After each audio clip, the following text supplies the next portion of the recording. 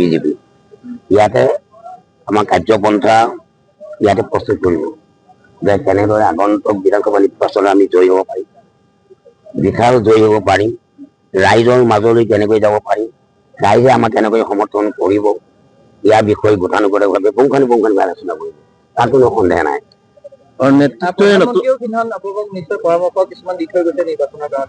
কিন্তু দিবুৱে দলৰ যদিও হাই কামাণ্ড থাকে যে কেনেকৈ দলটো শক্তিশালী ৰূপত প্ৰতিষ্ঠিত কৰিব লাগিব, কিন্তু তেখেতে ক'বই লাগিব, কিন্তু তেখেতৰ কৰ্তব্যটো কৰি থৈ গৈছে।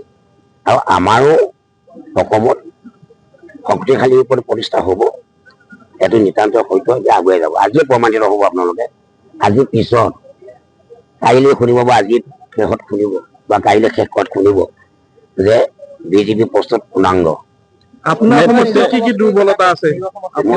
মোৰ সমষ্টিত একো দুৰ্বলতা নাই। মই বিধানসভাত 300 কম 60,000 ব্যৱধান দিছিলোঁ। এইবাৰ ৰাইজে কাম কাজ দেখি মই 70,000লৈ ব্যৱধান কৰিম। অকল 70,000 ব্যৱধান ল'ব, 2,02,0600 মোৰ ভোট আছে আৰু অলপ ব্যৱহাৰটো ইফালে সিফালে হ'ব।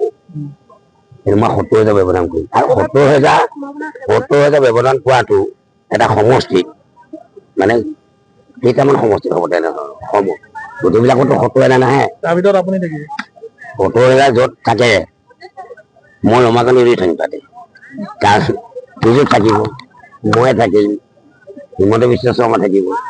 গতিকে 70,000 ব্যৱধানটো কিন্তু সহজ নহয়। আমিতো 70,000 থাকিমেই।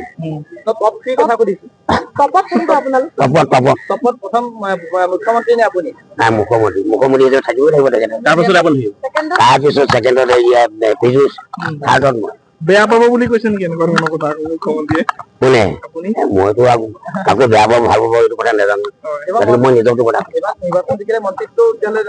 নাই, এইটো কথা নহয়, এইটো দলে সিদ্ধান্ত কৰিব। মই এইটো আক্ষেপো নাই।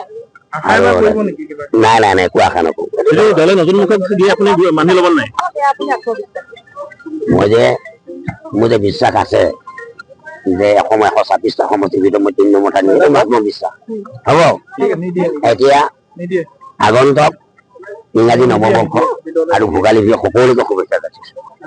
নমস্কাৰ।